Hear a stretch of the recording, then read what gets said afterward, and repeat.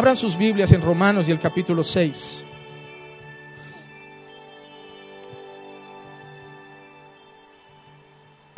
Romanos capítulo 6. Y hoy estaremos compartiendo los versículos del 15 hasta el 22. Es un pasaje amplio, pero va a ser muy rico en su contenido. La semana que viene estaré ministrando en un solo versículo, en Romanos 6, 23. Y el tema de la semana que viene es: el regalo de Dios es la vida eterna. Yo creo que es un tema que para muchas personas, incluso no creyentes, sería bueno que los trajerais, porque el hablar del regalo de Dios, de la vida eterna, es algo que es necesario para aquellas personas que todavía no lo han alcanzado. Y yo creo firmemente que el domingo que viene puede haber salvación en esta casa. Así que el domingo que viene no solo que quiero que traigan amigos cristianos, sino que tengan la fe y la convicción de traer a gente no creyente, gente que todavía no está entregada al Señor, que Dios no ha regenerado sus corazones y no son salvos, y tengamos la fe de que la semana que viene Dios va a salvar vidas en este lugar. Amén. Yo lo creo, porque creo en el poder del Evangelio, que es poder de Dios para salvación de todo aquel que cree. Romanos capítulo 6, versículo 15 hasta el 22, dice así el apóstol Pablo: ¿entonces qué? ¿Pecaremos porque no estamos bajo la ley sino bajo la gracia? De ningún modo. ¿No sabéis que cuando os presentáis a alguno como esclavo para obedecerle, sois esclavos de aquel a quien obedecéis, ya sea del pecado para muerte o de la obediencia para justicia? Pero gracias a Dios, que aunque erais esclavos del pecado, os hicisteis obedientes de corazón a aquella forma de enseñanza a la cual fuisteis entregados. Y habiendo sido libertados del pecado, os habéis hecho siervos de la justicia. Hablo en términos humanos, por causa de la debilidad de vuestra carne, porque de la manera que presentasteis vuestros miembros como esclavos a la impureza y a la iniquidad, para iniquidad, así ahora presentad vuestros miembros como esclavos a la justicia para santificación. Porque cuando erais esclavos del pecado, erais libres en cuanto a la justicia. ¿Qué fruto teníais entonces en aquellas cosas de las cuales ahora os avergonzáis? Porque el fin de esas cosas es muerte.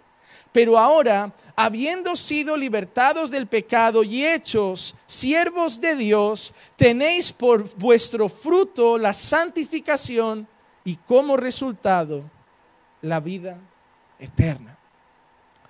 Hoy vamos a hablar de 5 marcas de un esclavo de Cristo. Y me resulta curioso el título, porque normalmente muchos mensajes que compartimos desde este púlpito crean controversia en las redes sociales. La iglesia ya ha sido criticada por la palabra que expone, por su claridad o por a veces, según ellos, su dureza. Y solamente pedir oraciones para las personas de cara a la exposición de hoy, al poner el título en las redes sociales, ya algún comentario llegó, y incluso un hermano escribió: bueno, podría haber dicho mejor siervos y no esclavos. No nos gustan las palabras esclavo, a nadie le gusta. Pero lo que yo le pregunté al hermano y que hasta hoy no me ha respondido es que ¿por qué tengo que poner siervo y no esclavo cuando la palabra original en griego habla de doulos y esa palabra es esclavo? Que a ti no te suene bien no significa que no lo tenga que decir si está escrito. Y la palabra de Dios nos llama a ser esclavos de Cristo. Porque la palabra esclavo realmente es fuerte. Porque un esclavo no tiene voluntad propia. Porque un esclavo no decide sobre su propia vida. Porque un esclavo no gobierna su futuro. Porque un esclavo no forja su propio destino. Porque un esclavo depende en el día a día de la bondad, misericordia de su Señor. Porque un esclavo sabe que la vida y la muerte está en las manos de su amo. Porque un esclavo sabe que lo que va a hacer cada día de trabajo, de servicio, depende de las órdenes de su amo. Y porque un esclavo sabe que incluso su libertad depende de su amo y no de él. Si nosotros miramos la historia de varios continentes donde la esclavitud ha existido, y hay películas de esto, vemos cómo era la vida de un esclavo. Y es cierto que no tenemos que tener el concepto de esa esclavitud como la que veíamos en América o con la que había con las personas de raza negra, que los tenían en esos campos de algodón, que violaban a las mujeres, que no se les permitía estudiar, que no se les permitía leer, que si no trabajabas pues te mataban, que todos eran vendidos. Eso no es lo que tenemos que tener en presente. Algo sufrido, algo que nos quiere lastimar, algo que nos oprime. Pero sí el concepto de relación entre esclavo y Señor, porque es lo que tenemos ahora en Cristo. Hermano, si Jesús no es tu Señor, Jesús tampoco es tu Salvador. Jesús no puede ser solo lo que a ti te conviene. Jesús no puede ser solo la parte que a ti te interesa. No, a mí me gusta el Jesús que me salva del infierno y de la ira de Dios, pero no me gusta el Jesús que tiene que gobernar mi vida. A mí me gusta el Jesús que me bendice, pero no el Jesús que me pide obediencia. A mí me gusta el Jesús que suple mis necesidades, que cuida de mi familia, que cuida de mis hijos, pero no me gusta el Jesús que dice que yo tengo que servir a mis hermanos, que tengo que obedecer los mandamientos. Entonces me gusta el Salvador, pero no me gusta el Señor. Me gusta el Padre, pero no me gusta el dueño. Me gusta el que me abraza, pero no me gusta el que me manda. Y si Jesús no es tu Señor, lamentablemente tampoco es tu Salvador, porque o lo es todo o no es nada. Jesús no vino a hacer algo para ti, Jesús vino a hacerlo todo, a ser tu Rey, a ser tu Padre, a ser tu Señor, a ser tu Dios. Y tienes que empezar ya teniendo esas cosas claras, porque yo hoy quiero predicar para esclavos. Yo quiero predicar y preparar mediante la palabra esclavos, no colegas, no amigos. Porque hoy presentan a Jesús como un colega. Yo tengo una relación íntima con Jesús y yo, amigos, friends forever. Pastor, pero es que la Biblia dice, yo ya no llamo siervos, yo os llamo amigos. ¿Cierto? Somos amigos de Jesús. Pero solo dice eso la Biblia, porque en mi poco conocimiento, porque lo que tengo de conocimiento de Dios es una gota en un océano. Hay un texto que dice, vosotros sois mis amigos si hacéis lo que yo os mando. Jesús está dispuesto a ser tu amigo, pero el concepto de amistad de Jesús es: yo seré tu amigo si haces lo que a mí me gusta, porque mis amigos me obedecen, porque mis amigos me siguen, porque mis amigos son como yo. El mundo te dice: búscate un amigo que te acepte como eres. Jesús te dice: ¿quieres ser mi amigo? No te acepto como eres, quiero que seas como yo, que obedezcas al Padre, que seas fiel a la palabra, que seas fiel a Dios, que ames a tus hermanos, que guardes sus mandamientos. ¿Quieres ser amigo de Jesús? Yo también. ¿Quién es mi amigo? Hace lo que yo le pido. Esa amistad no te gusta, ¿verdad? Ser esclavo no te gusta. Es que es el concepto que tienes que cambiar en tu mente. Quitarte los conceptos del mundo de amistad, de esclavitud, de todo, y ponerte los conceptos de Dios. Dios quiere que seas su amigo. Y esa amistad implica obediencia. Pero yo hoy quiero predicar para esclavos. Lo que hemos visto en todo el capítulo 6, hermanos, es el fruto de la salvación. Lo que hemos visto en todo el capítulo 6 es lo que pasa con aquellos a los que Dios ha salvado de sus pecados y de su ira.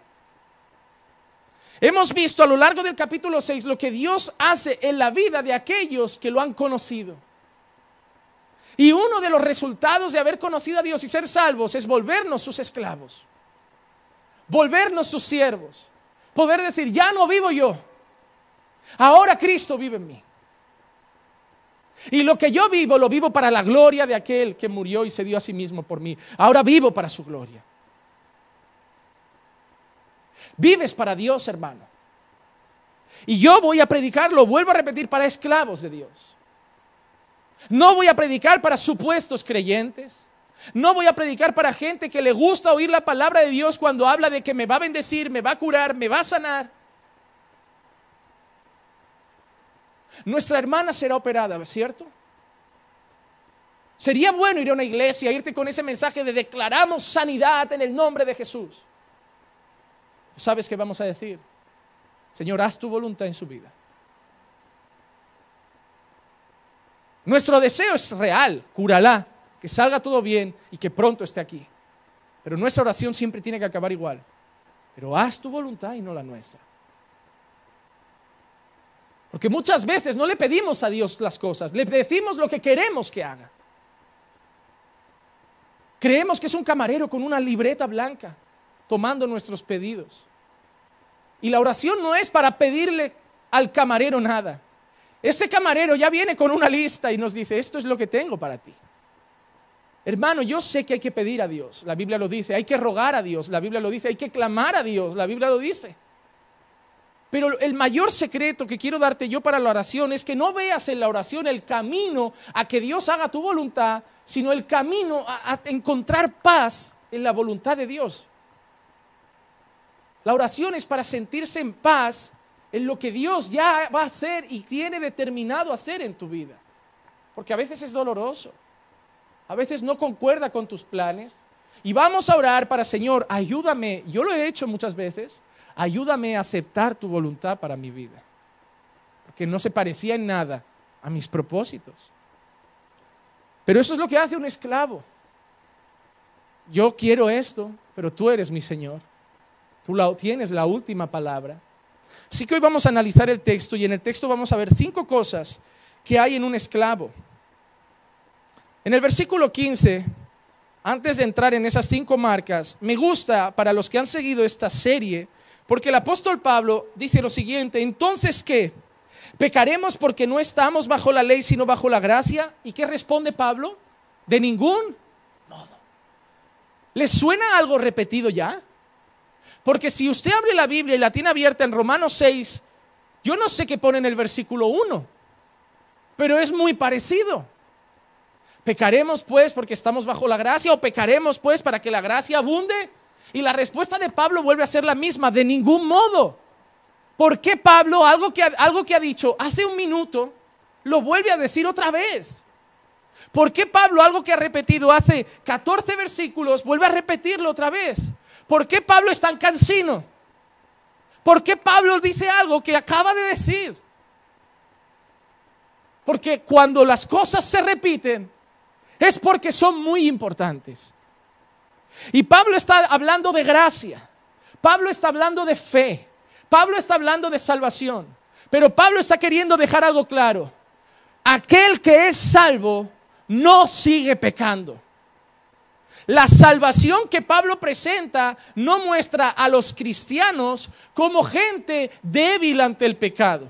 La salvación que Pablo muestra no presenta a los cristianos como gente que acepta el pecado. La salvación que Pablo muestra no presenta a los cristianos como gente que dice, es que soy débil, es que la carne es débil, es que todos caemos. No, la salvación que Pablo presenta va determinada por un versículo que dice, ahora que estamos en la gracia y no en la ley, pecaremos de ningún modo. Porque quien ha sido salvo de la ira de Dios, ha sido a salvo del infierno, pero de todas las cosas que también ha sido salvo del pecado. Y ya no pecará igual, porque el pecado ya no lo domina, porque ya no es esclavo del pecado, ahora es libre. Hermano, cuando tú has cantado en tus años de creyente, Jesús me ha hecho libre, o yo soy libre, o tantas canciones que hablan de libertad, ¿a qué libertad te referías? La mayoría de gente cantaba esa libertad como si Jesús lo hubiera hecho libre del diablo, del demonio, de las cadenas. Pero la mayor libertad que Jesús ha traído a tu vida es la del pecado. Porque tú eras esclavo del pecado. Tú no podías hacer las cosas bien, porque en tu naturaleza solo existía el pecado, no había otra cosa. Y Él te ha hecho libre de eso. Él te ha vuelto prácticamente como el Edén, como estaba Adán, con la posibilidad de decir no al pecado. Y tú ahora ya no tienes que sucumbir, porque Dios te ha capacitado en su gracia a poder mirar la tentación y decir, no caigo, yo ya no te sirvo, yo ya no sirvo a mis deseos, yo ya no sirvo a mi mente. Ahora puede venir un pensamiento de rabia a mi cabeza y yo no voy a vomitar por mi boca palabras de rabia, porque estoy en la gracia de Dios. Ya no soy esclavo de mis emociones, ya no soy esclavo de mis sentimientos, ya no soy esclavo de mis pasiones, ya no soy esclavo del pecado. Y ahora a ese sentimiento, ese pensamiento negativo le puedo decir, no, esto no es de Dios. Y todo pensamiento lo voy a llevar cautivo a la obediencia en Cristo Jesús. Pablo no está presentando a los cristianos como gente que sigue pecando, sino que Pablo repite eso porque le da importancia y dice, pecaremos pues, porque estamos en la gracia de ningún modo. De ningún modo. Cada vez que alguna persona en las redes sociales o en algún medio me dice, pastor, soy cristiano hace 5 años, pero llevo 5 años luchando contra este pecado, atado a este pecado, y pídale a Dios porque yo les quiero servir, yo congrego, yo hago eso, pero sigo atado a ese pecado, y le digo, lamento mucho, tú estás en la iglesia, tú trabajas en la iglesia, tú caminas con cristianos, pero tú no eres cristiano. ¿Cómo me dice eso, pastor? Yo amo a Dios, yo cumplo algunos mandamientos, yo obedezco a Dios, yo participo de la alabanza, yo estoy en el grupo de jóvenes, yo solo estoy atado. ¿Y qué te van a decir algunos? ¿Ves a un culto de liberación? ¿Que alguien ponga la mano en tu cabeza y a ver si sales más limpio? No, hermano, si elijo libertare, verdaderamente seréis libres. No hay culto de liberación necesario. El creyente no es esclavo del pecado. El creyente nunca va a decir, pastor, estoy atado a un pecado. El creyente puede decir, pastor, he pecado. Pastor, he caído, pastor, he tropezado, pero el creyente nunca le va a decir a un pastor, a un hermano o a nadie, sigo atado a un pecado. Porque la pregunta es, si sigues atado a un pecado, ¿de qué te ha hecho libre Jesús? ¿De qué? ¿De qué? ¿Qué poder ha tenido la obra de Dios en tu vida? Pablo nos habla de que no estamos en la ley, sino bajo la gracia, y que la prueba de eso es que ya no seguimos pecando deliberadamente. Ahora sí que vamos a entrar en estas marcas y vamos a leer versículos 16 y 17. Que vamos a hacer simplemente es una explicación del texto para que vean que todo está en la Biblia. Dice así: ¿no sabéis que cuando os presentáis a alguno como esclavos para obedecerle, sois esclavos de aquel a quien obedecéis, ya sea del pecado para muerte o de la obediencia para justicia? Pero gracias a Dios que aunque erais esclavos del pecado, os hicisteis obedientes de corazón a aquella forma de enseñanza a la que fuisteis entregados. La primera cosa que nos dice el versículo es que éramos esclavos del pecado. Versículo 17, pero gracias a Dios que aunque erais esclavos del pecado. Uno tiene que reconocer su condición, porque la mayoría de personas hemos venido a las iglesias evangélicas y hemos recibido a Jesús no arrepentidos de nuestros pecados, sino necesitando ayuda. Jesús puede sanar tu casa, Jesús puede restaurar tu familia, Jesús puede restaurar tu hogar. Simplemente pasa adelante, entrégale tu vida y va a empezar a cambiar toda tu historia. No importa tus pecados, no importa tu condición ante Dios, Jesús va a arreglarte tu vida. Y mucha gente pasaba al altar a repetir esa oración bañado en lágrimas, buscando el Jesús socorro, pero no para él mismo, de su propio problema, sino de los problemas que teníamos alrededor. Jesús era un terapeuta, Jesús era un psicólogo, pero Jesús no era su libertador. Porque Jesús no vino a sanar tu casa, Jesús no vino a restaurar tu matrimonio. ¿Sabías eso? Que en ningún momento del ministerio de Jesús Él dijo que venía a restaurar familias, que Él vino a restaurar hogares, que Él vino a restaurar hijos, que Él vino a restaurar matrimonios. Nunca dijo eso, que Él vino a dar trabajo. Él vino a pagar por tus pecados. Porque lo que rompe tu familia, lo que rompe tu matrimonio, lo que rompe tu hogar, lo que rompe tu vida es tu pecado. Y de nada vale que busques a Jesús para arreglar tu casa si sigues pecando y la vuelves a destruir. Él vino a pagar por tus pecados, a que te haga libre de tus pecados, y ahora libre de tus pecados poder vivir según la voluntad de Dios y empezar a tener un hogar bendecido, un matrimonio bendecido. Porque el matrimonio bendecido, la familia bendecida, los hijos bendecidos no son los que nosotros pedimos a Dios que los bendiga, sino los que en base a una vida de obediencia empiezan a ser bendecidos por Dios. Queremos el premio sin el sacrificio, queremos la medalla sin la carrera, queremos la bendición sin la obediencia. Queremos el galardón sin el trabajo, queremos el salario sin trabajar. Dios va a bendecir tu vida y te darás cuenta que cuando empiezas a vivir conforme a la voluntad de Dios, Dios empieza a restaurar casas. La mayoría de cosas que entramos en un despacho pastoral a hablar de matrimonios es: mi marido no me respeta, mi mujer me grita, no me escucha, no me ama, no me cuida. Es decir, quieren que el pastor arregle algo que ellos rompen. Quieren que el pastor le diga al marido que tiene que amar a la mujer como Cristo ama a la iglesia, y que el pastor le diga a la mujer que tiene que someterse al marido en todo como al Señor. Pero eso es imposible si ellos no reconocen su pecado y empiezan a obedecer al Señor. El pastor no puede arreglar tu casa, ¿sabías? El pastor no puede arreglar tu familia. Y a veces cometemos errores en el ministerio pastoral de querer hacer que no creyentes vivan como creyentes. Hay gente que no se ha arrepentido de sus pecados, no se ha entregado al Señor y viene a pedir consejo al pastor. Pastor, ayúdeme en mi relación, en mi noviazgo, en mi matrimonio. Pero ni creyente eres. ¿Qué quieres que haga? Que te diga cómo vive el creyente. Yo no estoy llamado a moralizar casas, a poner normas en familias. Estoy llamado a predicar el evangelio. Y una vez te arrepientas de tus pecados y confíes plenamente tu vida en las manos del Señor, vas a ver cómo las cosas cambian. Pero si Dios no te salva de tus pecados, esa obediencia va a ser solo una chapa, una tirita.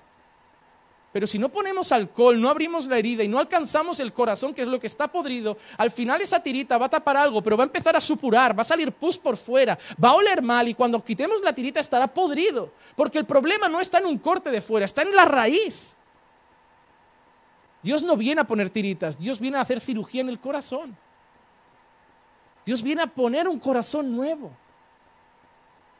No vale, hermano, simplemente coser. Hay que desinfectar, hay que sanar. Y solo Dios entra adentro, quita un corazón de piedra y da un corazón de carne. Lo primero que nos dice el versículo 17 y que tenemos que reconocer es que éramos esclavos del pecado. Y tú tienes que reconocerlo, hermano. O lo eras o lo sigues siendo. Pero esa esclavitud la hemos sufrido todos. Mira lo que dice Juan 8:34. En verdad os digo que todo el que comete pecado es esclavo del pecado. ¿Has cometido pecado en el pasado? Cuando naciste y eras joven y adolescente, ¿cometiste pecado? Eras esclavo del pecado. Hermano, tú no te vuelves un pecador porque has mentido. Tú mientes porque eres un pecador. Tú no te vuelves un pecador porque has adulterado. Tú has adulterado porque el pecado estaba en tu corazón. Hermano, tú no te has vuelto un pecador. Tú naciste en pecado. Tú no te has vuelto un adúltero. El adulterio estaba en ti ya. Tú no te has vuelto un mentiroso. Estaba en ti ya. Tú no te has vuelto un idólatra. Estaba en ti ya. ¿Cuánto tardaron en Éxodo en hacer un becerro de oro? Dios da pan, Dios da guía, Dios da una nube, Dios da una columna de fuego. Se escapa un momento el líder, el pastor, quien quiera llamarlo como quiera, sube un momentito, cuando baja ya han fundido oro, han hecho un becerro, le han dado forma y ya le están danzando alrededor. No importa los milagros que veas de Dios, el pecado está dentro. Hay gente que cree que si Dios va haciendo cosas, Él va a seguir obedeciendo a Dios. Y Egipto fue la prueba, el desierto fue la prueba de que aunque les dieran maná, les dieran comida, protección, sustento y los libertaran, al final volvían a desobedecer. Hay gente que dice, no, yo sí que si Dios hace eso en mi vida, yo le voy a entregar mi vida entera. Esa es la mayor mentira. Hay un montón de gente que estaba enfermo de cáncer, que dijo eso, luego se curó y volvió al mundo. Va un par de semanas a la iglesia, un mes, pero tarde o temprano vuelve. Los milagros no salvan. Esa de gente que dice, yo tengo que ver para creer, no es verdad. Gente vio pan y peces multiplicarse y no siguieron a Jesús. Gente vio andar por el agua a Jesús. Gente vio muertos revivir. Gente vio endemoniados ser sanados. Gente vio un montón de curas y milagros y no lo seguían y gritaban luego, crucifícale. Como show nos gustó mucho, pero no lo queremos. Porque la fe no viene por los milagros. No, tienen que ver para creer. España necesita ver para creer. No, la fe viene por el oír y el oír de la palabra de Dios. La Biblia cuenta que estaba Pablo una vez predicando en una plaza y él estaba hablando y pasaba una mujer llamada Lidia y escuchó el mensaje y recibió el evangelio. No había show, no había teatro, había un hombre predicando y a través de esa palabra Dios tocó un corazón. Lo más bonito que vais a tener hoy en este culto es este momento. Dios hablando a vuestras vidas. Y yo espero que cada uno de vosotros hoy sea buena tierra. Que esto no sea una semilla que caiga en el borde del camino o entre espinos. Yo espero y deseo que todos seáis buena tierra y que esta semilla de hoy dé fruto al 100%. Hay otro texto que nos enseña nuestra naturaleza. Efesios capítulo 2, versículos del 1 al 3. Dice así: y Él os dio vida a vosotros cuando estabais muertos en vuestros delitos y pecados. ¿En qué estábamos muertos? En nuestros delitos y pecados. Todos nosotros, ya veréis cómo somos todos, en los cuales anduvisteis en otro tiempo según la corriente de este mundo, conforme al príncipe de la potestad del aire, el espíritu que ahora opera en los hijos de desobediencia. Mira lo que dice Pablo: entre los cuales también todos nosotros en otro tiempo vivíamos en las pasiones de nuestra carne, satisfaciendo los deseos de la carne y de la mente, y éramos por naturaleza hijos de la ira, lo mismo que todos los demás. Pablo dice una frase al final maravillosa: nosotros éramos exactamente lo mismo que los demás. Así que no creáis que por estar hoy aquí podéis mirar al mundo y decir esos mundanos, porque eso eras tú hace unos días. Mira esas prostitutas, mira esos drogadictos, mira esos políticos corruptos. Eso eras tú hace unos días. Falta mucha misericordia en el pueblo de Dios. Muchos se han convertido y parece que nacieron creyentes. Pero cuando miramos lo podrido que está el mundo, tenemos que reconocer que eso éramos nosotros, porque Pablo dice que eso éramos nosotros como todos los demás. Porque algunos traicionaban a sus mujeres, otros robaban, otros evadían impuestos, otros maltrataban, otros no honraban a sus padres, otros mentían, otros mil cosas. Cada uno tenía un llamado. Cada uno de aquí sentado, uno era un borracho, uno era un drogadicto, uno era prostituta, uno era un adúltero. Unos andabais en fornicación, de novia en novia, novio en novio. Algunas mujeres y algunos hombres ya habéis pasado por más camas que cualquier otra persona. No somos nadie para tirar piedras allí fuera, sino para levantar las manos y decir gracias, porque yo era así. Y si no fuera tu misericordia, no estaba aquí hoy. Por eso domingo hay que seguir volviendo, entre semana hay que seguir congregando, porque es una manera de decir a Dios gracias. Porque yo solo sé yo lo que era antes. Y sé a dónde iba mi vida. Y el mayor milagro que puede hacer Dios no es curarme el cáncer. El mayor milagro que puede hacer Dios no es darme un trabajo, no darme un coche. El mayor milagro que puede hacer Dios es una vida, escoger a un pecador inmundo y salvarlo de su pecado y hacer de él alguien íntegro que vive para su gloria, lleno de amor, lleno de misericordia. A veces somos como el hermano del hijo pródigo que cuando llega arrepentido lo miramos, míralo, seguro que la ha liado bien y ahora viene con el rabo entre las piernas, no vale para nada. Yo aquí fiel. Miren, el padre hace una fiesta porque viene ese chico del mundo y el hermano siente rabia y celos. ¿Cómo puede ser que venga el mundano ese y tú haces fiesta? Y yo he sido fiel, no me he ido al mundo, no me he ensuciado. ¿Quién es peor? ¿Quién es peor sino el que desprecia al que ha caído? ¿Quién es peor? ¿Quién es peor, la prostituta que se arrepiente o el soberbio que mira por encima del hombro a la prostituta? Dos hombres suben a orar. Uno se pone en pie, saca pecho y dándose golpes. Gracias Dios, porque yo soy fariseo. Oro, ayuno, doy mis ofrendas y no soy como ese miserable cobrador de impuestos y publicano, como esa rata pecadora. Gracias Dios por hacerme un buen religioso. y por no dejarme ser como ese pecador miserable. Al lado de ese hombre hay otro orando, pero ese no se golpea el pecho, ese no saca pecho, ese no levanta la cabeza, ese está humillado, postrado de rodillas y con la boca en el suelo. No puede ni levantar la cabeza porque no se siente digno. Dice: Señor, no soy digno de hablar contigo, miserable de mí, soy un pecador. Jesús pregunta a los que están ahí oyendo: ¿quién volvió justificado? Pues yo os digo que aquel humillado volvió justificado, no aquel religioso, porque al soberbio Dios lo humilla, mas al humilde Dios lo exalta.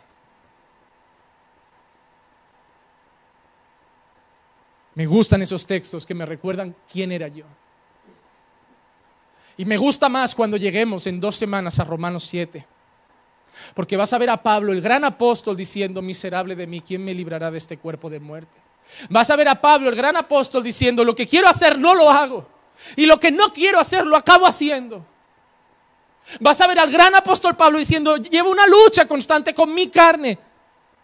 Vas a ver al propio Pablo diciendo humildemente: yo a veces peco. Y si Pablo reconoce sus errores, ¿quién somos nosotros para creer que no los tenemos? La primera marca de un esclavo de Cristo es que es libre de su antiguo dueño. El esclavo de Cristo es libre de su antiguo dueño al que era esclavo, es decir, el pecado. Porque no se puede servir a dos señores. Lo que Pablo está enseñando aquí es que ese concepto de un pie en el mundo y un pie en la iglesia no existe. Ah, pastor, yo conozco a cristianos que tienen un pie en el mundo y un pie en la iglesia. No son cristianos. Dejad de llamar hermano a todo aquel que entra en una iglesia. A muchos los llamo por el nombre, porque solo los llamaré hermanos cuando vea su caminar. ¿Por qué solamente entrar aquí creemos que somos hermanos? Un día a Jesús lo van a ver unos y le dice: Jesús, tu madre y tus hermanos han venido a verte. Porque había llegado María. Y algunos hermanos, el hermano de sangre de Jesús estaba ahí. Jesús, tu madre y tus hermanos vienen a verte. Jesús les para y le dice: ¿quién? Tu madre y tus hermanos. ¿Quién es mi madre? ¿Quiénes son mis hermanos? Sino aquellos que conocen la voluntad de mi Padre y las hacen. Jesús está diciendo: mis hermanos no vienen de la sangre. Mis hermanos son todos estos que hoy me están escuchando y están siguiendo el Evangelio. No todo aquel que dice Señor, Señor es hijo de mi Padre, sino aquel que conoce su voluntad y la hace. No podemos llamar hermano a cualquiera. Son tristes realidades, pero son bíblicas. Son bíblicas. No podemos servir a dos señores. Cualquier película de esclavitud lo vas a ver. Se vendían los esclavos, se pasaban de uno a otro, se traficaba con ellos, pero nadie tenía dos dueños. Solo teníamos uno: mi amo, mi señor, mi señora. Pero no se tenían dos, solamente uno. No se puede ser esclavo del pecado y ser esclavo de Cristo. Así que la primera marca de un esclavo de Cristo es que ya no es esclavo del pecado. Ha sido libre de su antiguo dueño. Juan 8:32 dice: y conoceréis la verdad, y la verdad os hará libres. Juan 8:36, 4 versículos más adelante: así que si el Hijo os hace libres, seréis realmente libres. ¿Cómo un cristiano puede necesitar un culto de liberación? ¿Cómo pueden haber en algunas iglesias o llamadas iglesias cultos de liberación? Si Jesús nos ha hecho libres, ¿de qué necesito que me liberen más? Pastor, de maldiciones generacionales. Aquel que está en Cristo es nueva criatura, las cosas viejas pasaron, todas son hechas nuevas. Pastor, de maldiciones generacionales. El alma del Padre es mía y el alma del Hijo es mía. El alma que pecare, esa morirá. Que yo no cargaré el pecado del Padre sobre el Hijo, ni el del Hijo sobre el Padre. Qué justo sería Dios si lo que hizo mi Padre lo voy a tener que pagar yo. Qué justo sería Dios. Y todo por torcer la palabra de un texto que dice, yo visitaré hasta la tercera y cuarta generación. Y creen que eso significa que Dios enseña que si tu padre era un brujo, te persigue el espíritu de brujería hasta el tataranieto. Entonces Cristo vino a hacer ¿qué? Un gran papel en una cruz muy bonito, pero luego hay que hacer cultos de liberación, hay que hacer pactos y hay que diezmar para no ser un ladrón y que venga el saltón. Es decir, tengo que hacer un culto de liberación por las maldiciones generacionales. Tengo que diezmar para que no venga el saltón y el revoltón. Es decir, ¿para qué ha venido Jesús si tengo que hacer 1000 cosas para no seguir atado, perseguido y torturado por demonios? ¿Qué poder tiene el sacrificio de Jesús? No, hermano, Jesús vino y acabó con todo. Ni saltón, ni revoltón, ni espíritu de nada. Si el Hijo os libertare, verdaderamente seréis libres. Completos. Completos. Pastor, pero Jesús le dijo a Pedro, apártate de mí, Satanás. Sí, también le dijo un poco después, Pedro, el diablo va a sacudirte y cuando te conviertas, entonces vuelve y ayuda a tus hermanos. Pedro caminaba con Jesús, pero ¿había llegado el Espíritu Santo a la vida de los discípulos? Solo estaban con Jesús. Cuando Jesús marcha, le dice a sus discípulos que ahora antes de hacer nada, porque ahora solo quedáis vosotros, esperaos, porque vendrá poder sobre vosotros y entonces seréis mis testigos. Es decir, de momento habéis recibido la teoría, ahora vais a recibir el poder para poder vencer al pecado. Eran hombres, conocían muchas cosas, pero les faltaba el sello de la promesa, el Espíritu Santo de Dios, que es lo que tenemos nosotros y es lo que nos capacita para vencer al pecado. La primera marca de un esclavo de Cristo es que es libre de su antiguo dueño. El versículo 17 también nos enseña la segunda marca de un esclavo de Cristo. Dice así: nos hicimos obedientes, o os hicisteis obedientes de corazón.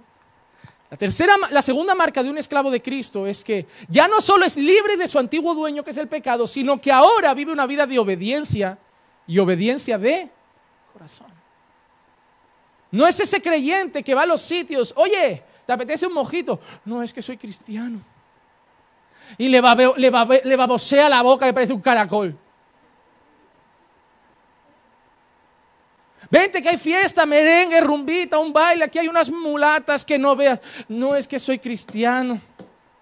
Le tiemblan hasta las piernas, no deja de pensar en la fiesta todas las tardes, sueña con esas mulatas. ¿De qué vale que sufras por obedecer a Dios? Si ahora no sientes gozo estando con Él, ¿quién te ha dicho que vas a sentir gozo eternamente? Allí no va a haber merengue. Allí no van a haber mulatas bailando rumba. No va a haber samba, no va a haber topless, no va a haber pornografía, no va a haber masturbación, no va a haber lo bonito que es seducir a gente, porque me he casado pero me gusta sentirme en el mercado. No va a haber esas tonterías. Allí solo va a estar Dios, su gloria, alabanzas, su voz. Si ahora no es suficiente para ti, tampoco lo va a ser en la eternidad.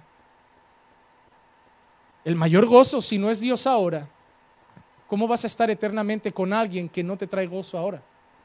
¿Qué crees que va a pasar en el intercambio de muerte a vida eterna? ¿Qué crees que va a pasar? ¿Que de golpe vas a sentirte una nueva persona? No, aquí eres nueva criatura. Allí te darán un cuerpo glorificado, pero aquí ya eres nueva criatura. Y por eso Pablo dice que ahora en el versículo 17 dice, os habéis hecho obedientes de corazón. Porque antes había dicho, ¿no sabéis que sois esclavos de aquel a quien obedecéis? Hermano, si tú obedeces al pecado es porque eres esclavo del pecado. Si tú vives para obedecer a tu padre o a tu madre o a tu marido o a tu mujer, aunque eso sea no obedecer a Dios, es que eres su esclavo. Yo tengo que honrar a mis padres, obvio. Yo tengo que someterme a mi marido, yo tengo que tal a mi mujer, yo tengo que obedecer a mis jefes, obvio. Pero siempre que eso no implique desobedecer a Dios. Porque tengo que obedecer a Dios antes que a los hombres. Primeramente Dios. Haré mis cosas, seré el buen, aunque mi jefe sea impío, ateo, lo que quiera, lo obedeceré y lo honraré. Hasta que implique desobedecer a mi Señor. Hasta que implique desobedecer a mi Señor. La segunda marca de un esclavo de Cristo es que obedece de corazón a Dios. ¿Cómo llevas tu vida de obediencia? Pastor, no lo sé. Vamos a probar. Orad sin cesar. ¿Cómo llevas tu vida de obediencia? El problema es que tú crees que los mandamientos son todos aquellos que dicen, no harás esto, no harás aquello. Ah, pastor, no miento mucho, no robo, no codicio nada del prójimo, no tengo dioses ajenos, no me hago imagen y semejanza de nada. Ahí voy bien, ¿no? Pero ahora no te digo los que dicen no. Y los mandamientos que dice haz. Porque como veíamos esta semana, recuerdan el jueves, el que robe no robe más, sino que trabaje para repartir con el que no tiene. ¿Qué decía también? No haya palabra mentirosa en vuestros labios, sino hablad verdad con vuestro prójimo. Dios no solo pone mandamientos que dicen no harás esto, sino que da órdenes de haz aquello. ¿Recuerdan aquel hombre llamado Zaqueo que había como tangado un montón de gente? ¿Qué hizo? No solo vas a devolverlo, sino vas a darle más. Él fue a dar más de lo que había quitado. Porque no basta con redimir de lo malo que he hecho, sino tengo que sustituirlo por buenas obras. La Biblia tiene muchos no, es cierto, pero también tiene órdenes de cosas que hay que hacer.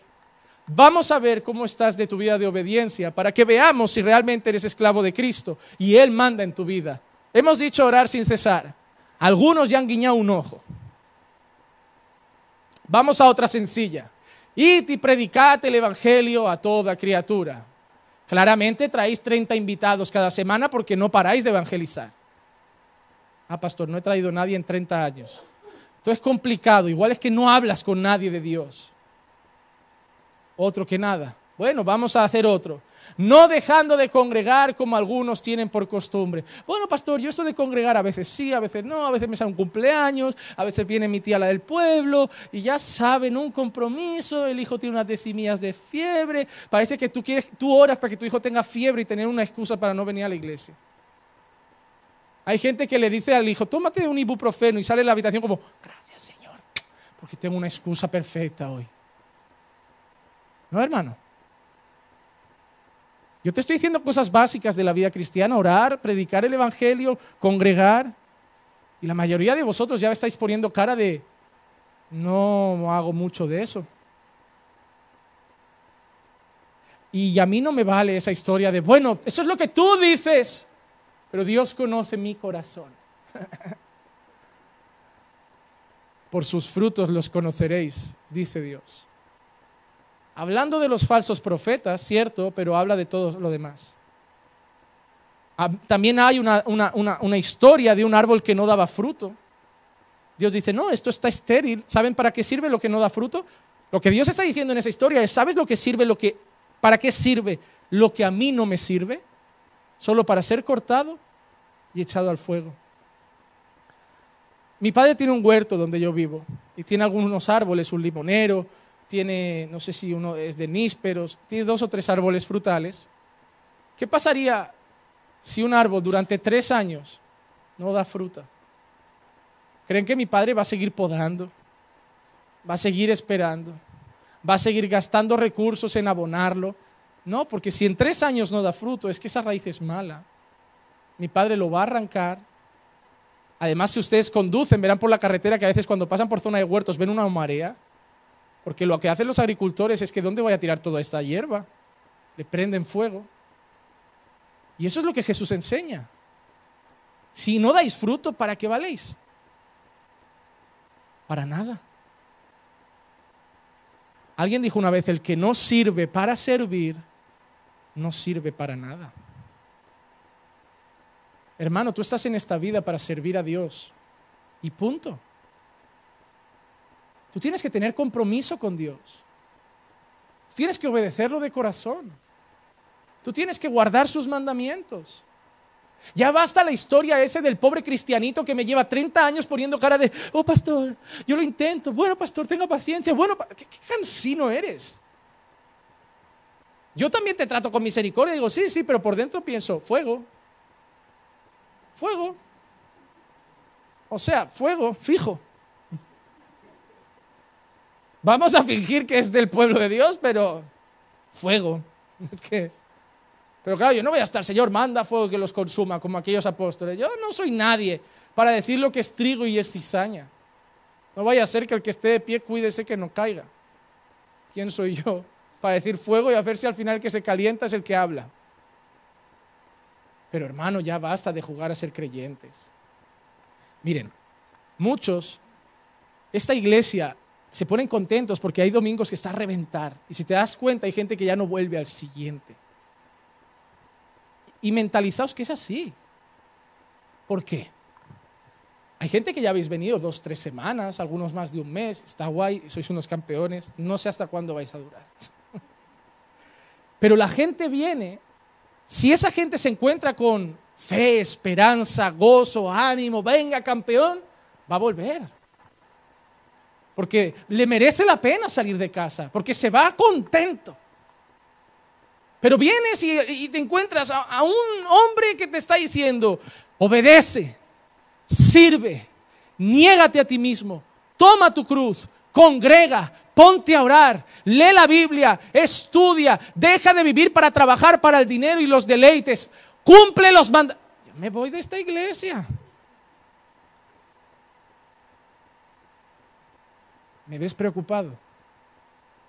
La semana pasada me dijeron, pastor, no cabíamos, Y yo les dije, a ver si se repite.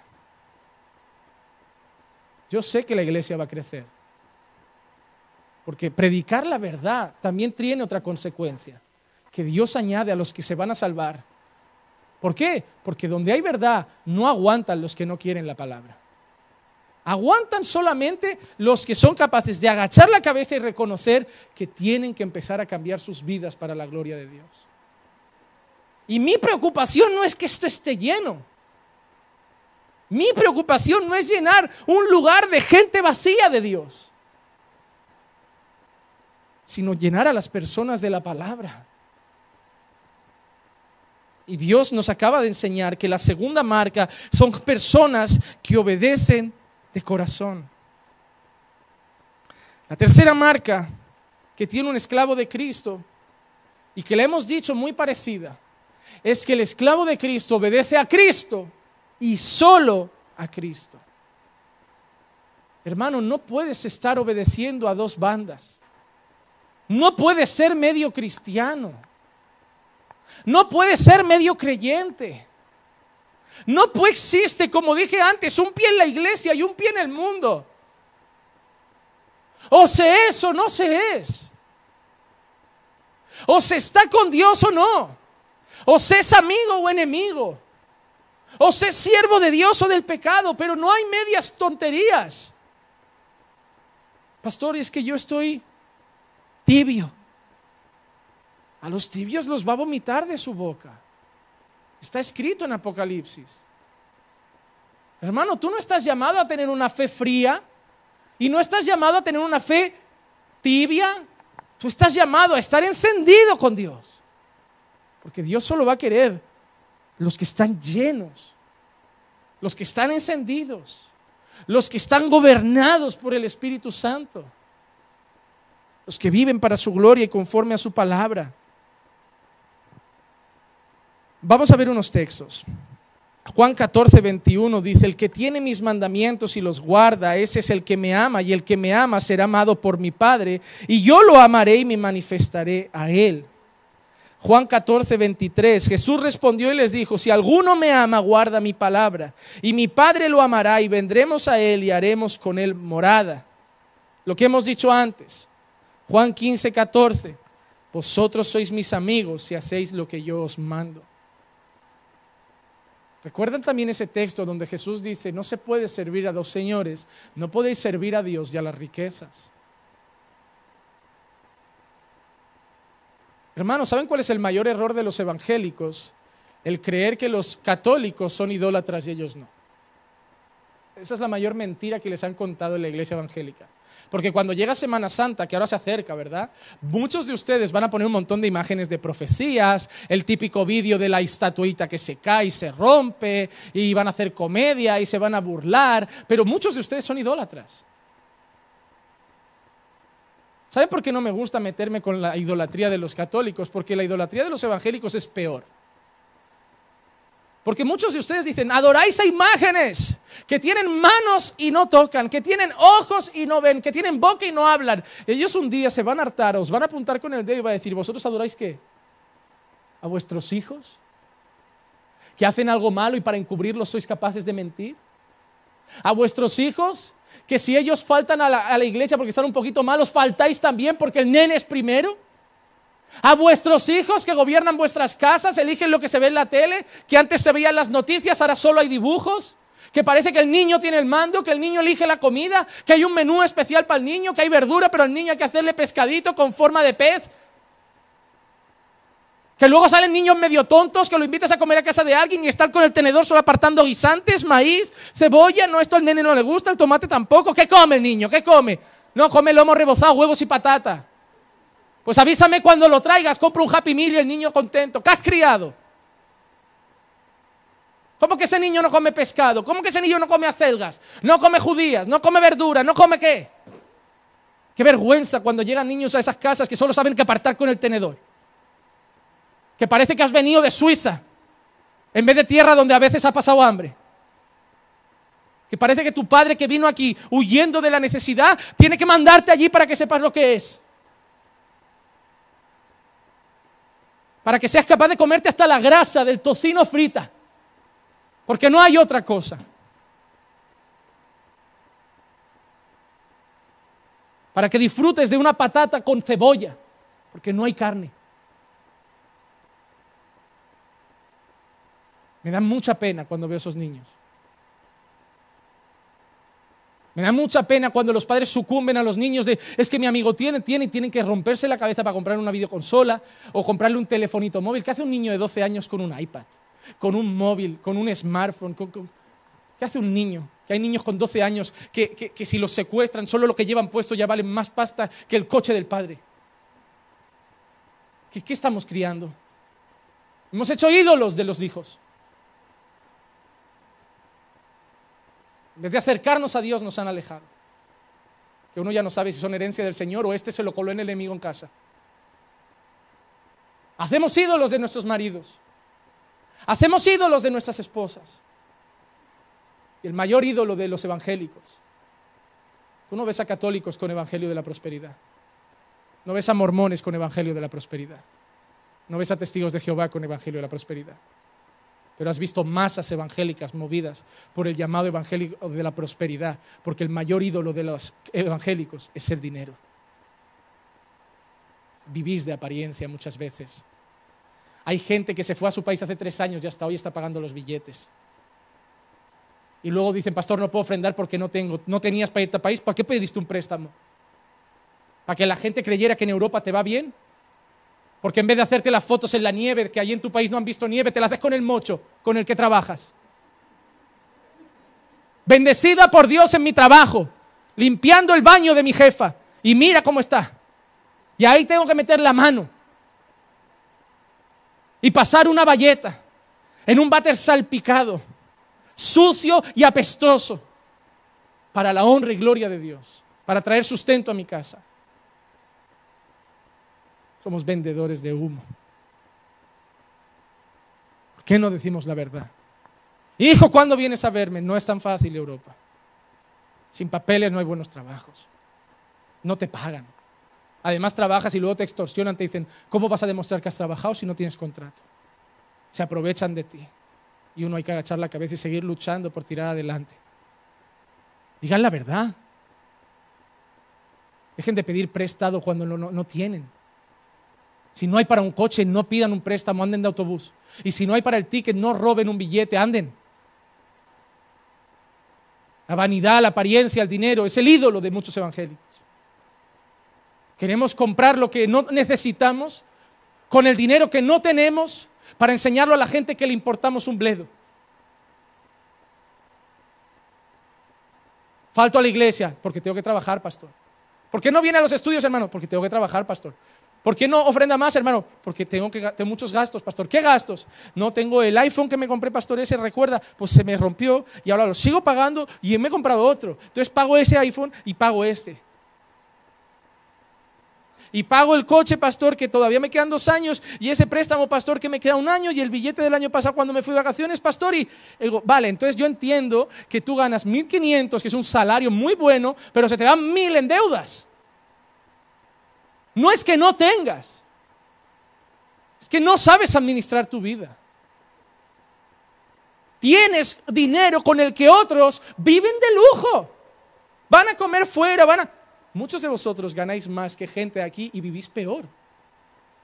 Porque la gente de aquí con menos ha sabido no querer mostrar una vida así, sino rebajar la vida a lo que tenía. Y son felices. ¿Podemos ir a ese restaurante? No, hijos, no podemos. Pero podemos ir a coger 4 ofertillas de esta de McDonald's de 2.90, estas baratas. Ser felices con esto. Pero irnos sin deudas a casa. Llegan rebajas, compra algo. No hay para comprar, hijo. Ya, pero no hay. La presión me da igual. El mundo te presiona, la sociedad te presiona. Pero si no hay, no hay.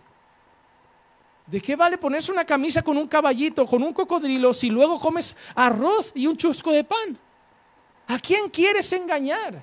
Si con lo que te costó la camisa y cuando no la compran falsa. Vidas de apariencia. No se puede servir al Dios y al dinero. Hermano, si yo tengo para comprarme Ralph Lauren, me compro Ralph Lauren. No tiene nada de malo, no tengo nada en contra de las marcas. Si tienes, cómpralo. Pero no gastes todo para luego ser un rata aquí y no colaborar con el reino de Dios también. Compra. Si no hay para Ralph Lauren, no compres imitación, te vas a Zara. Bajas el listón. Si no hay para Zara, porque ya valen 30 euros las camisas, 30 los pantalones, te vas al Primark.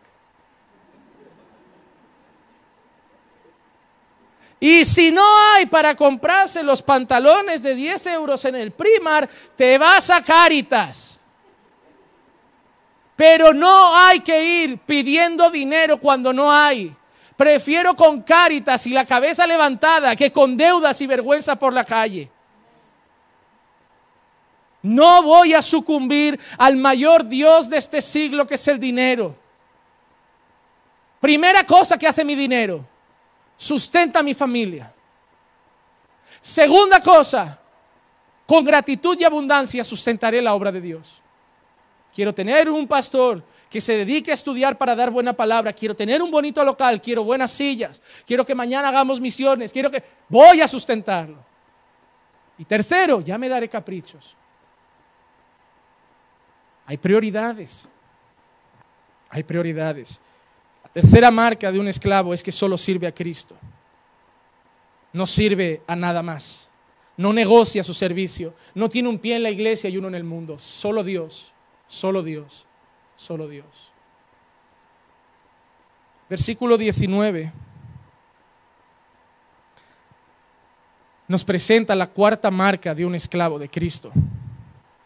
En el versículo 19 el apóstol Pablo dice lo siguiente: hablo en términos humanos por causa de la debilidad de vuestra carne, porque de la manera que presentáis vuestros miembros como esclavos a la impureza y a la iniquidad, para iniquidad, así ahora presentad vuestros miembros como esclavos a la justicia, para santificación.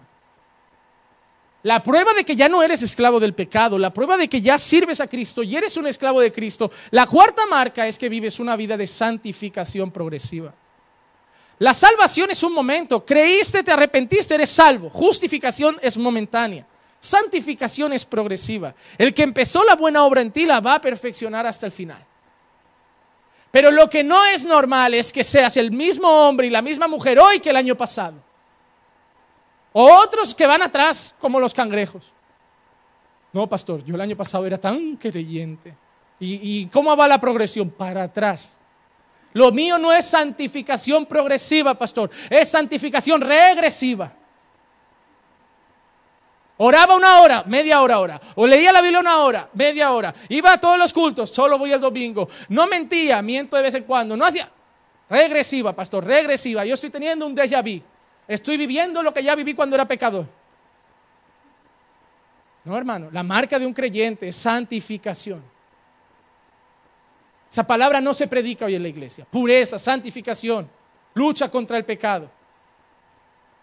Pero la Biblia lo dice. Primera de Pedro 1:16, está escrito, sed santos porque yo soy santo. Hebreos 12:14, seguid la paz y la santidad sin la cual nadie verá al Señor. Segunda de Timoteo 1:9, Pablo dice a Timoteo, quien nos ha salvado y nos ha llamado con un llamamiento santo.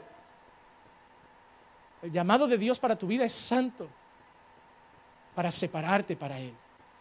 Hermano, Dios es celoso. Dios es tu marido y no va a tolerar que el mundo sea tu amante. Dios no te va a compartir con el mundo. Si te vas a enrollar con el mundo, Dios te va a dar el divorcio. Dios no va a querer relacionarse contigo. Dios no se casará con una novia que tenía un amante llamado mundo. Dios viene a buscar una novia pura, limpia, inmaculada, vestida de lino fino, que son las acciones justas de los santos. Dios es celoso. Primera de Tesalonicenses 4:3 dice, porque esta es la voluntad de Dios, vuestra santificación. ¿Cuántas personas se han preguntado qué quiere Dios para mi vida? Que levante la mano por un instante quien se ha hecho esa pregunta. ¿Qué quiere Dios de mi vida? Hay dos tipos de voluntades de Dios para tu vida. Una voluntad genérica y una voluntad específica.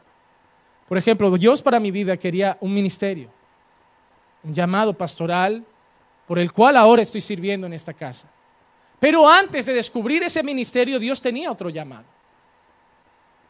Y lo dijo claro, porque esta es la voluntad de Dios, vuestra santificación.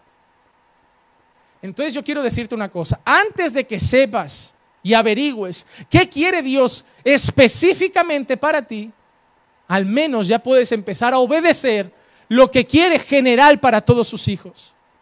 Santificación. Vas a empezar a tirar cosas de tu casa. Vas a empezar a tirar CDs de música que no conviene oír más. Vas a empezar a quitar la bebida que decoraba tus armarios, el whisky, el ron, para cuando venían tus amigos. Y tu casa ya no va a ser lugar de rumba, fiesta y baile. Y no me engañes diciéndome que es para cocinar. No, pastor, es que lo uso para cocinar. ¿Tienes? A ver, dime la receta con la que haces whisky. ¿Con whisky hago, pastor? A ver, pastor, ¿era pan con whisky? No, pan no era. Era muy bien para cocinar. Se nota que cocinas mucho. Ni has cocinado en tu vida. Di la verdad, no es para cocinar, es para mientras cocinas. No, hermano. ¿Por qué se ha prohibido tomarse una copa de vino comiendo? No, porque sabes que estás atado y no vas a poder con una copa solo. Reconoce que eres débil. ¿Por qué no te vas a quedar a comer con la compañera de trabajo a desayunar? Porque eres débil y las estás empezando a mirar con ojos golosos. Es bueno reconocer que te está trayendo a alguien que no es tu mujer. El problema es cuando no lo quieres reconocer. Ahí la cosa se va a acabar mal. Es bueno ir a tu mujer y decir, mira, ha llegado una compañera de trabajo y es tan simpática. Y lo peor es que me está empezando a atraer. Pastor, si yo le digo eso a mi mujer, yo ya no tengo ni que llegar a adulterar, pastor, ya fuera. O sea, me da el anillo, me corta el cuello y me echa por la ventana. Si tuvierais matrimonios cristianos, tendríais la confianza de decirle a una mujer sabia eso, porque esa mujer va a decir, si me confiesa la tentación es porque no quiere cometer el pecado. Quiere que llore por él, decirle cada día, amor, ¿cómo está con la compañera? ¿Cómo va? ¿Cómo la estás mirando? Hasta el punto de tener que decir, amor, no, me voy a ir del trabajo. No la voy a liar, mi matrimonio vale más que el dinero. Cuando uno quiere luchar contra el pecado, lo consigue. Pero el primer paso en la lucha contra el pecado es reconocer que es más fuerte que nosotros. Yo no voy a jugar a ser el supercreyente. Siempre lo explico, yo no voy a la playa. Mírenme como lo que quieran. Pero yo sé lo que voy a ver. Ah, pastor, pero usted no mire. Digo, bueno, es que al menos a las que yo voy, Castelldefels, Gavà, derecha, izquierda, atrás, delante, o meto la cabeza como una avestruz en la arena o hay topless por todos lados. ¿Y qué hago? Les pido por favor, voy con una manta y le digo, ¿les importa una horita mientras tomo el sol taparse, señoras? No voy a hacer eso. Me voy a las 9 de la noche, que ya solo quedan los pescadores, y me relajo. Oh, pastor, usted tiene un problema, como todos ustedes. Una lucha constante contra mi pecado hasta que Cristo venga a buscarme. Y soy un hombre casado. Y sé que adulterar no es hacerlo, es pensarlo. Y sé que las voy a ver con sus cuerpos desnudos. ¿Cómo me voy a ir con las hermanas de la iglesia a una piscina y van a ponerse las chicas en bikini? ¿A quién quiero engañar? ¿A quién quiero engañar? ¿A qué quieren jugar? No, hermano, yo quiero agradar a Dios. Y si eso me supone decir que no a muchas cosas porque reconozco que soy débil, lo haré. No soy fuerte. El pecado tira mucho. Y sienta bien. Y da placer. Pero va a destruir mi casa. Y va a destruir mi relación con Dios. Y si hay algo que valoro en esta vida es mi relación con Dios. Porque yo sé lo que es enfriarla. Yo sé lo que es orar y no sentir que está. Yo sé lo que es estar en el culto y estar simplemente en cuerpo, porque ya no está su presencia. Yo sé lo que es perder las ganas de orar, de alabar, de leer la Biblia. Yo sé lo que hace el pecado. Y no voy a dejar que me lo haga más veces. Yo quiero seguir a Cristo. He decidido seguir a Cristo y no vuelvo atrás. Y si me supone privarme de cosas en esta tierra, lo haré, porque lo que me espera es una eternidad de gloria. Y no hay nada aquí que valga la pena.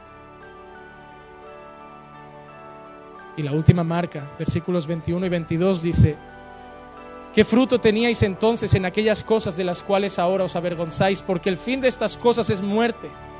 Pero ahora, habiendo sido libertados del pecado y hechos siervos de Dios, tenéis por fruto la santificación y como resultado la vida eterna. La quinta marca de un creyente, la quinta marca de un esclavo de Cristo, es que ha ganado la vida eterna. Y ese es el fruto de vuestra santificación. Hermano, ya no eres esclavo del pecado. Obedeces a Cristo de corazón. Obedeces a Cristo y solo a Cristo. Tu vida camina en santificación y todo eso te está llevando a la vida eterna. 5 marcas de alguien que ahora puede llamar a Jesús Señor porque es esclavo de Cristo. Pónganse en pie.